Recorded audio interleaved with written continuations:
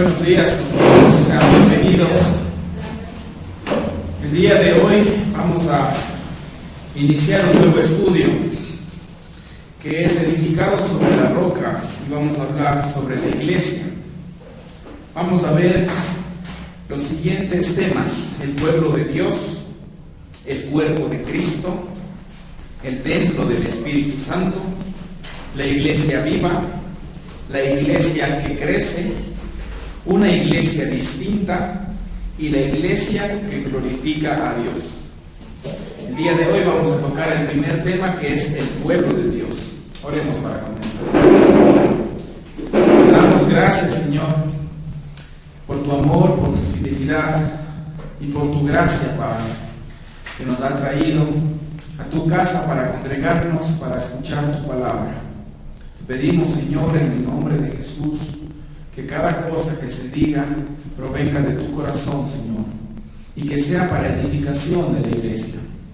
Ayúdanos, Señor, a entender que somos tu cuerpo, que somos tu pueblo, que somos el templo de tu Espíritu Santo, Señor.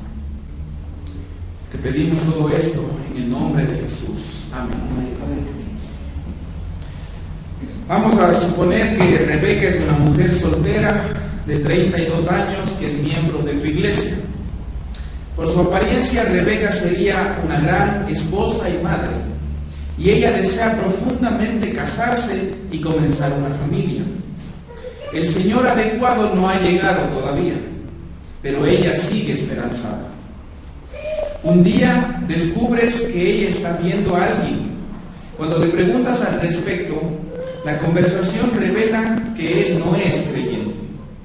Ella sabe que la Biblia se opone a esto, pero está cansada de esperar. Las cosas cada vez van más en serio e incluso están hablando acerca del matrimonio. En el mundo occidental moderno nos gusta pensar que no dependemos de nadie y que podemos hacer lo que queramos. Nos gusta pensar acerca de nosotros mismos como personas independientes y autónomas. ¿Ves cómo estas dos cosas van juntas? Nos gusta vivir libres de compromisos con otros que nos aten. Nos gusta ser independientes, para quedar liberados y hacer lo que queramos, para ser autónomos, literalmente que se rige por sus propias leyes. Piensa en cómo la cultura americana glorifica al individualista resistente o al millonario que se ha hecho a sí mismo, quien llega a tener tanto poder que crea sus propias reglas. La mayoría de las personas diría lo siguiente acerca de la relación de Rebeca: lo que ella haga con su vida es cosa suya, y la iglesia debería permanecer fuera de ella. Pero, tal y como veremos en las Escrituras, Dios exige mucho más de nuestras vidas. La idea principal del estudio de hoy es que a través de Jesucristo, Dios no solo salva a individuos, sino que también a un pueblo. La iglesia es el pueblo de Dios. Esto significa que, como cristianos, no somos ni independientes ni autónomos, sino que pertenecemos a Dios y al pueblo de Dios. Por tanto, debemos someternos a la voluntad de Dios y los unos a los otros. En Efesios 2, versículos del 11 al 16, Pablo habla acerca de cómo nuestra salvación como individuos nos incorpora en el pueblo redimido de Dios. Entonces, en Efesios 2, versículos 17 al 22, Pablo nos dice, Efesios 2, vamos a leerlo desde el versículo 17 hasta el versículo 22. Dice así la palabra de Dios: y vino y anunció las buenas nuevas de paz a vosotros que estabais lejos y a los que estaban cerca, porque por medio de él los unos y los otros tenemos entrada por un mismo espíritu al Padre. Así que ya no sois extranjeros ni advenedizos, sino conciudadanos de los santos y miembros de la familia de Dios, edificados sobre el fundamento de los apóstoles y profetas, siendo la principal piedra del ángulo Jesucristo mismo. Y en todo el edificio, bien coordinado, va creciendo para ser un templo santo en el Señor. en quien vosotros también sois juntamente edificados para morada de Dios en el Espíritu. Pablo enseña que estábamos lejos, según el versículo 17, y que éramos extranjeros y advenedizos, versículo 19. Ambas ilustraciones comunican que en nuestro estado perdido no solo estábamos alejados de Dios, sino que también estábamos separados y excluidos del pueblo de Dios. En el versículo 19 Pablo enseña que ahora somos conciudadanos de los santos y miembros de la familia de Dios. Estas frases indican que cuando nos convertimos en cristianos, no solo fuimos reconciliados con Dios, sino que fuimos integrados en la comunión de su pueblo. Como cristianos, no deberíamos vernos a nosotros mismos como individuos autónomos. Más bien deberíamos vernos como conciudadanos del pueblo de Dios y miembros de la familia de Dios. Aunque retenemos nuestra identidad y responsabilidades individuales, también asumimos la nueva identidad y las responsabilidades que pertenecen al pueblo de Dios. Por ejemplo, Pablo dice que somos edificados para morada de Dios en el Espíritu. Esto significa que el Espíritu de Dios mora en nosotros, especialmente a través de nuestra unidad. Hay cosas que somos juntos, que no somos cuando estamos separados. En 2 de Corintios 6, versículos 14 al 18 leemos. 2 de Corintios capítulo 6, versículos del 14 al 18. Dice así la palabra del Señor: no os unáis en yugo desigual con los incrédulos, porque ¿qué compañerismo tiene la justicia con la injusticia? ¿Y qué comunión la luz con las tinieblas? ¿Y qué concordia Cristo con Belial?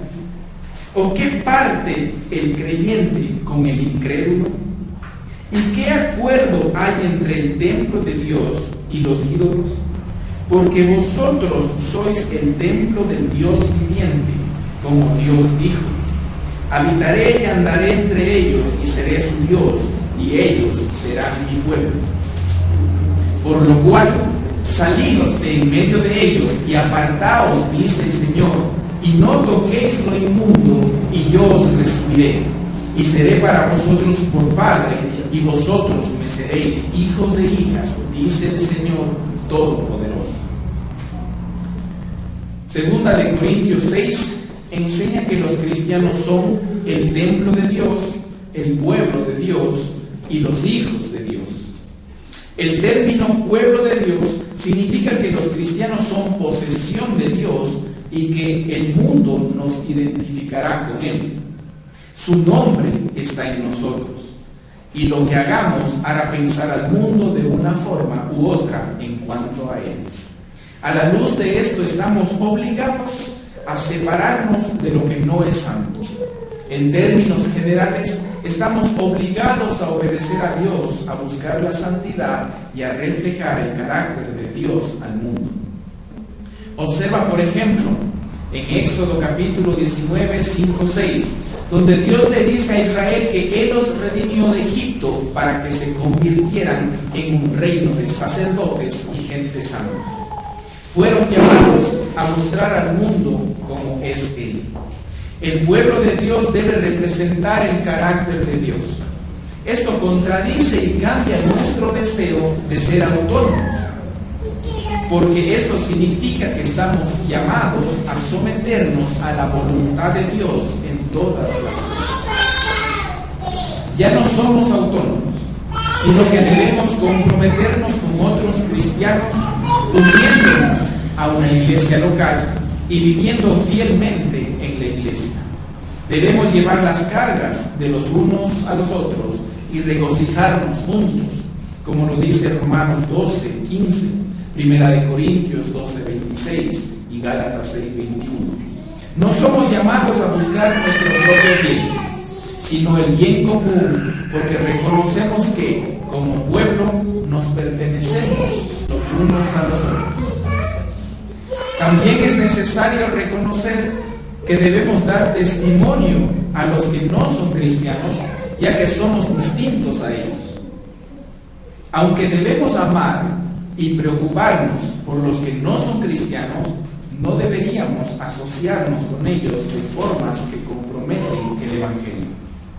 También debemos ser más diligentes para buscar la unidad, luchar juntos buscando la santidad, soportarnos mutuamente con paciencia. Una vez que comprendemos el hecho de que como iglesia somos el pueblo de Dios, el resultado es ánimo y es un reto.